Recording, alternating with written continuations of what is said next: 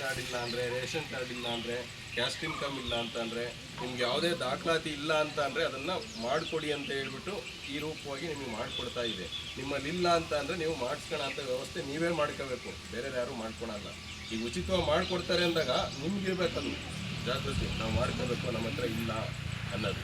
ಅಂದರೆ ಅದಕ್ಕೆ ನಿಮಗೆ ಎಲಿಜಿಬಿಲಿಟಿ ಇರಬೇಕು. ಎಲಿಜಿಬಿಲಿಟಿ ಇದ್ದರಷ್ಟೇ ಮಾಡಿಕೊಡ್ತಾರೆ, ಎಲಿಜಿಬಿಲಿಟಿ ಇದ್ದಿದ್ರೆ ಮಾಡ್ಕೊಡ್ಲಿಕ್ಕೆ ಬರೋದಿಲ್ಲ. ಈ ಥರ ಕಾರ್ಯಕ್ರಮಗಳನ್ನ ರೂಪಿಸ್ತಾ ಇದೆ.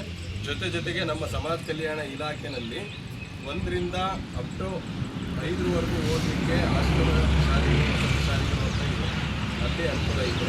ಮತ್ತು 5ರಿಂದ 10ನೇ ತರಗತಿವರೆಗೆ ವಿದ್ಯಾರ್ಥಿಗಳು ಅಂತೇಳಿ ಬಾಲಕರಾಗಿರ್ಬೋದು, ಬಾಲಕಿಯರಾಗಿರ್ಬೋದು, ಅಲ್ಲಿ ಉಚಿತವಾಗಿ ವ್ಯವಸ್ಥೆ ಇದೆ 5ರಿಂದ 10ನೇ ಕ್ಲಾಸ್ವರೆಗೂ ಓದಲಿಕ್ಕೆ. ತದನಂತರ PUCಯಿಂದ ಅಪ್ ಟು ಎಂಡಿಂಗ್ ನೀವು ಎಲ್ಲಿವರೆಗೂ ಬೇಕಾದರೂ ಓದ್ಬಾರು. Higher education post metric hostels ಅಂತ ಇದೆ, ಅಲ್ಲೂ ಉಚಿತವಾಗಿದೆ. ಮತ್ತು ಹೈಯೆಸ್ಟ್ ಸ್ಕೋರ್ ಮಾಡಿದವ್ರಿಗೆ 60 to 75 ಸ್ಕೋರ್ ಮಾಡಿದವ್ರಿಗೆ ಪ್ರೈಸ್ ಮನಿ ಅಂತ ಕೊಡ್ತಾರೆ. SLC ಅವ್ರಿಗೆ ಇಷ್ಟು, PUC ಅವ್ರಿಗೆ ಇಷ್ಟು, ಇಷ್ಟು ಅಂತೇಳಿ ಮಕ್ಕಳಿಗೆ ಉಚಿತವಾಗಿ ಓದಲಿಕ್ಕೆ ಎಲ್ಲ ಥರದ ಸೌಲಭ್ಯವನ್ನು